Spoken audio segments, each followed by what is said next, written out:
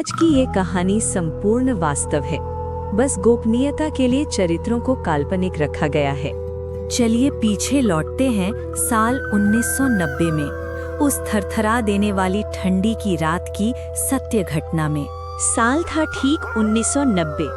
पश्चिम बंगाल का एक छोटा सुनसान गांव का नाम मिटिन चौक कालीनगर। उस गांव के एक कोने में तांत्रिक अनुकूल और उनके पुत्र सैफा रहते थे, बंशीवाला नाम से, जिनका परिचय पूरे गांव में था। गांव बंगाल के वो रास्ते कच्ची मिट्टी के थे। पास में धान के खेत और दोनों तरफ कतार में खजूर के पेड़ सर उठाए खड़े हैं, साथ में ताल के पेड़। दोपहर की धूप में मैदान सुनसान रहता था और शाम ढलते ही गूंज उठती थी सैफा की बांसुरी की सुर, जैसे उस खामोश गांव को अचानक जगा देने के लिए कोई मायावी सुर हो।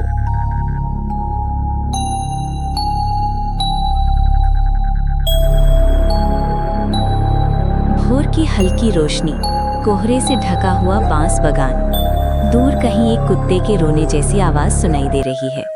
अनुकूल का एक मिट्टी का घर। हालात कुछ ज्यादा अच्छी नहीं है। अनुकूल अपने मिट्टी के बरामदे में बैठकर खामोशी से बांस बागान की तरफ देख रहा है। सुनो सेपा, कल की रात बड़ी अशुभ थी रे। आज हवा में कैसी अजीब सी। देखना, कालीनगर की किस्मत में आज क्या अनहोनी लिखी है। पिताजी, आप तो सारी रात चप्पल पहनकर टहलते रहे। उस तरफ शमशान घाट से कल रात किसी ने बांसुरी की आवाज। मेरी बांसुरी तो घर पर थी, तो फिर वो सुर किसने निकाला?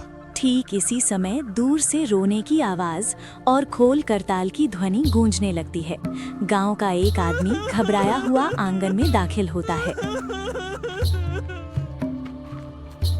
अनुकूलदा, सब कुछ बर्बाद हो गया। हमारे नोगेन खुरू भोर होते ही खत्म हो गए। शरीर पूरा नीला पड़ गया है और मुंह खुला हुआ है, मानो किसी चीज से बहुत डर गए थे। मैं जानता था कुछ तो अमंगल होने वाला है। कल रात की हवा में अशुभ साया था। चल सैफा, देरी करने से नहीं चलेगा। पिताजी, नोगेन खुरू तो बहुत मजबूत मन के इंसान थे। अगर वो ऐसे डर से मर गए तो पक्का उन्होंने कुछ बहुत भयानक देखा है। सच जानना है तो उनके घर जाना होगा। चल देख के आते हैं कालीनगर पर कौन सा साया उतर आया है। चलिए अनुकूलदा, सब लोग डर के मारे बाहर खड़े हैं। कोई भी अंदर जाने की हिम्मत नहीं कर रहा है।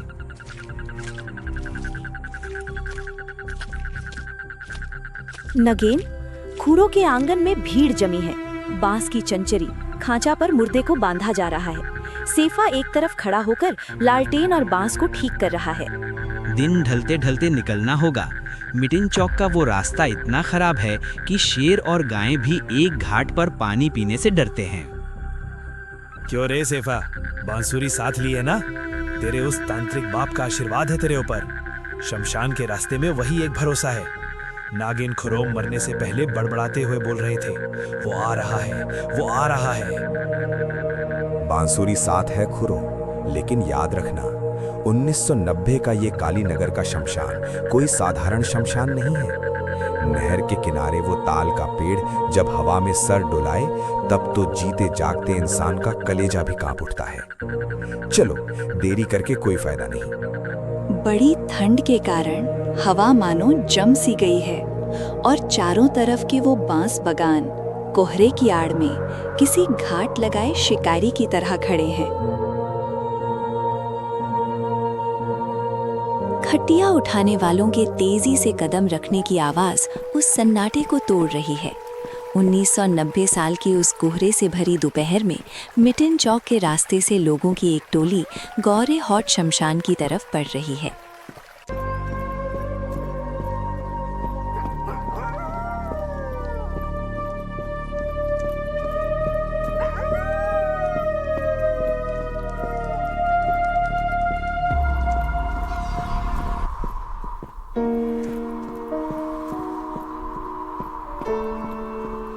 सैफा, तेरे पिता अनुकूलदा तो नहीं आए, तब ये ठीक नहीं है बोलकर घर पर ही रह गए।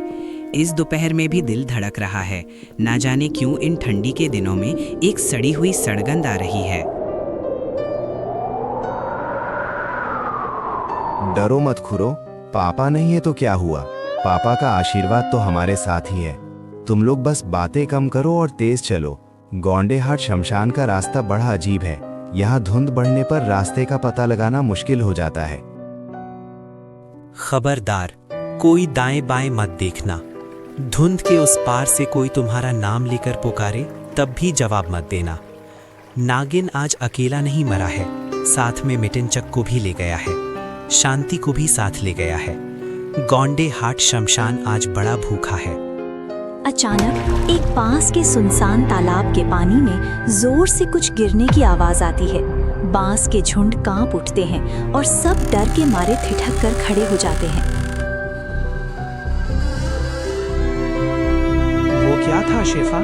मछली थी या कुछ और? पैर जैसे जमीन में फंसे जा रहे रे। रुको मत कोई।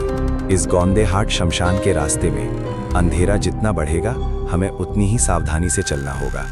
शमशान के वो ताल के पेड़ दिख रहे हैं। शाम ढल चुकी है। गौंडेहाट शमशान अब चिता की आग से गूंज रहा है। कई चिताएं ढांव ढांव करके जल रही हैं और उनकी लाल रोशनी धुंध के बीच एक भयंकर रूप ले चुकी है। डोमों की हाक डाक और खोल करताल की आवाज और बीच बीच में शमशान के कुत्तों की रोने की आवाज सुनाई दे रही है। शाम ढलते ही गौंडेहाट शमशान जैसे एक अलग ही दुनिया में बदल गया। मिटिनचक के लोग जब नागिन खुरो की देह लेकर पहुंचे तब चारों तरफ चिता की आग और धुएं से आकाश लाल हो चुका था। आग की वो लपटें धुंध को चीर रही थीं, लेकिन सर्दी का वो जमा हुआ डर और भी गहरा होता जा रहा था।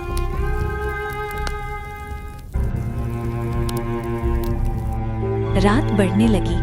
घड़ी की सुइयां 12 बजे के करीब थीं। दाह संस्कार लगभग खत्म होने को था। शमशान यात्री एक तरफ बैठकर आग की गर्मी ले रहे हैं और आपस में फिसफुस करके बातें कर रहे हैं। बाप रे, रात तो कम नहीं हुई। नागिन की चिता भी अब लगभग शांत हो चली है। अब हमें नियम के मुताबिक कुछ खा लेना चाहिए। शमशान की इस ठंडी हवा में पेट में चूहे कूद रहे हैं। क्यों रे शेफा, तू तो कुछ खा ही नहीं रही है। सब मिलकर वो जो चोरामूरी है बांट कर खा लेते हैं। रात बहुत हो गई है, अब खा पी कर निकलना होगा। तुम लोग खाओ खुरो, मुझे अभी वो सब नहीं जचेगा। मैं बल्कि ये एक टोकरी खोई लेकर ही बैठती हूँ। पिताजी का आशीर्वाद मेरे साथ है, कोई डर नहीं। रात तब 1 बज रहा था। शमशान की बाकी सारी चिताएं बुझ चुकी थीं। शमशान पूरा सुनसान था। सिर्फ धिकी धिकी जल रही थी नागिन खुरू की चिता। शेफा अकेली एक तरफ बैठकर ध्यान से खोई खा रही है।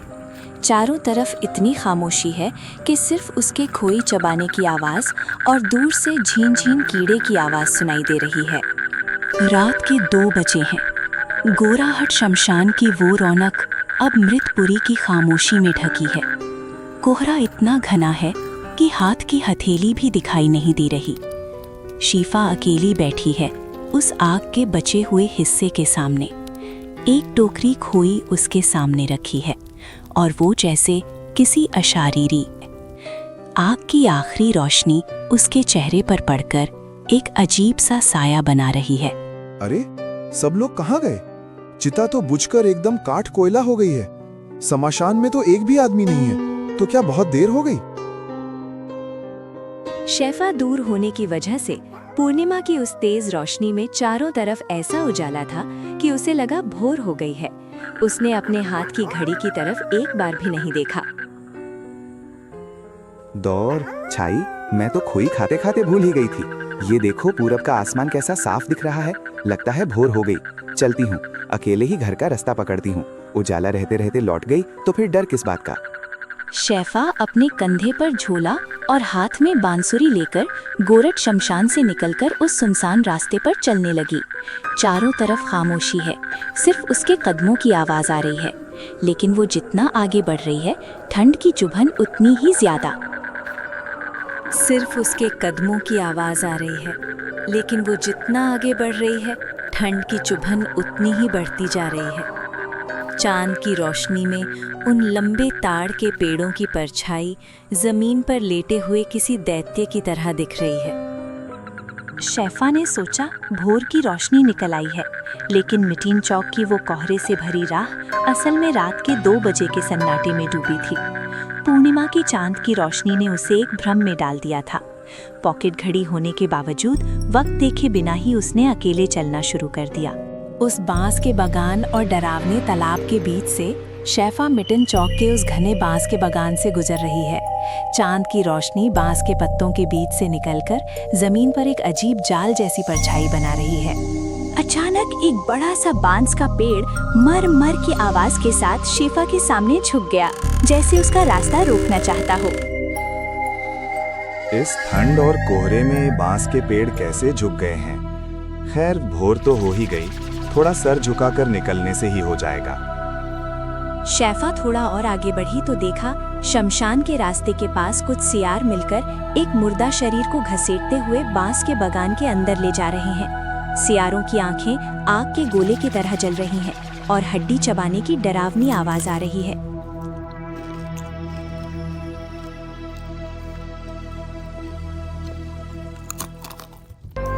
अरे, दिन दोपहरी में सियारों की इतनी हिम्मत देखी है?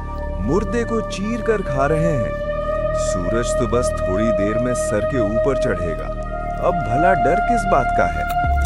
शेफा जब सियारों को बचाकर बांस के बागान के कालपुकुर को पार कर रही थी, तभी देखा सामने कोहरे में एक महिला बैठी है। महिला का सर पीछे से एक कपड़े से ढका हुआ है। धुंधला सा दिख रहा है कि महिला एक जगह स्थिर होकर कुछ चबा रही है, लेकिन साफ दिख नहीं रहा कि जब एकता चबा रही है लेकिन दिखाई नहीं दे रहा। जब ही महिला शेफा की तरफ देखने जाएगी, अचानक दूर से एक जानी पहचानी आवाज ने पुकारा, अरे शेफा, इधर आओ। कौन मित्र काका? आप भी क्या ऐसे बाजार जा रहे हैं?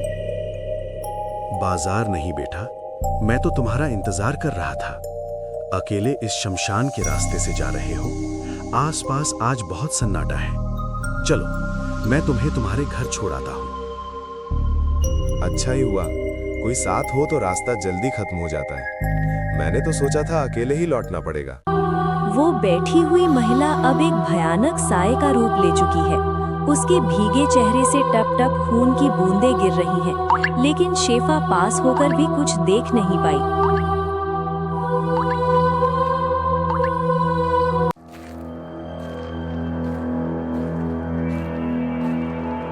चारों ओर अजीब सन्नाटा, कोहरा और ठंडी हवा है।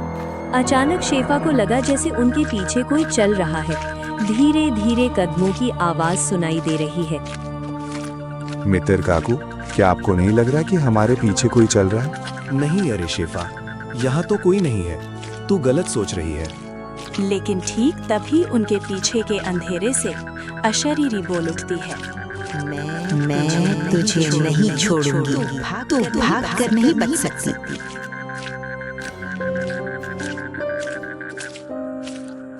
लो, मेरा घर आ गया। आपका बहुत बहुत धन्यवाद काकू। आप तो इतनी दूर से आए हैं, थोड़ा गुड़ पानी पीकर जाइए। नहीं बेटा, मेरे जाने का वक्त हो गया है। मगर याद रखना बेटा, 1990 के इस काली नगर में भोर के उजाले और रात के अंधेरे में फर्क करना बहुत मुश्किल है।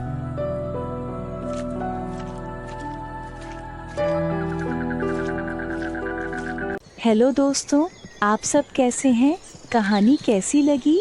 कहानी का कौन सा हिस्सा सबसे ज्यादा पसंद आया? कमेंट करके जरूर बताएं। आपकी हर राय मेरे लिए बहुत मूल्यवान है। और अगर आपको हमारी दोस्ती की कहानियाँ पसंद हैं, तो साथ बने रहने के लिए अभी चैनल सब्सक्राइब करें। आपका प्यार और सपोर्ट मुझे नई वीडियो बनाने का साहस देता है। अच्छा देखना, स्वस्थ रहना। जल्द ही नई कहानी के साथ मिलते हैं। टाटा।